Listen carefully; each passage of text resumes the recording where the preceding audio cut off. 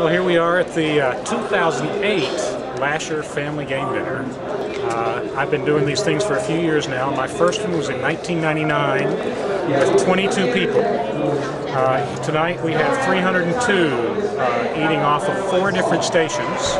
Our theme tonight is the 4 compass points of the United States. We have chosen parties that sort of represent those areas of the United States in sort of a family picnic, very casual kind of thing. We begin with, in the north, we have the Medicine Hat Camp Grill. Medicine Hat is a town 35 miles north of the Canadian border, exactly midway between the 2 oceans. And it happens to sit in an area that is part of the historical migratory realm for the bison and caribou, which naturally attracted French trappers and American cowboys and anybody who wanted a free meal. So we have chosen bison and venison. We have a wonderful bison and deer chili. We're carving American buffalo steaks. We finish off with a wonderful little tiny Fuji apples stuffed with pecans, cinnamon, sugar, and butter, and that's served with a heavy sweet cream.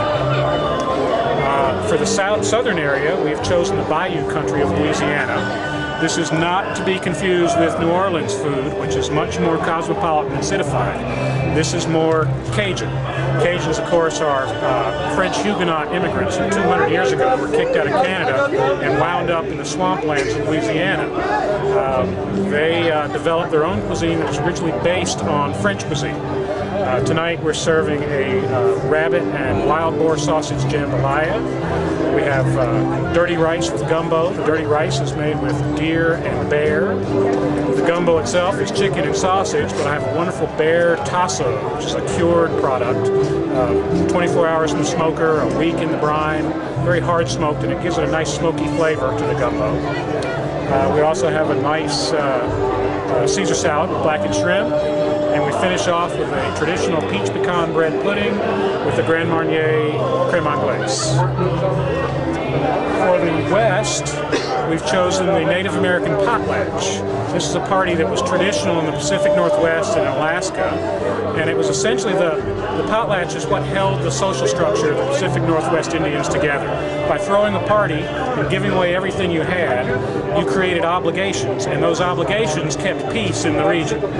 Next week they'd have to do the same thing to you, and that kept the circulation of goods as well as a chain of obligations that kept these very sophisticated Indians with a lot of free time from massacring each other. Tonight for that we're serving a wild alder-smoked sockeye salmon cake on wild mushrooms with a tart apple compote. We also have a warm Dungeness crab spread. We have a Pacific seafood salad with Pacific mussels, clams, and shrimp in a light rice vinegar marinade.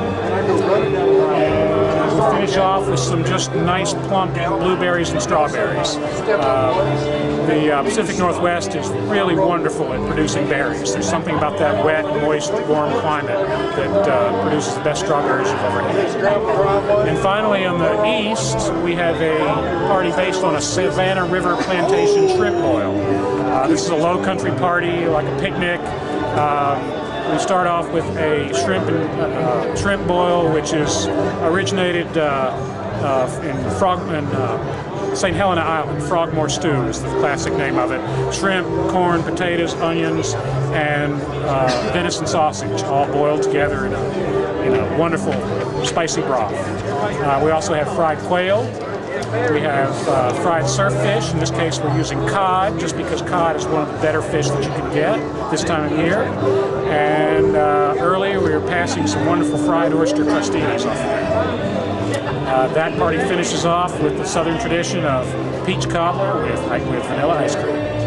Well, I feel like this one has been a resounding success just because of the stations. Whose idea was that? Originally, that was Joe's idea. Got to give Joe Lasher credit for coming up with that one, and that sort of got me started on coming up with parties and themes at each station that I thought of.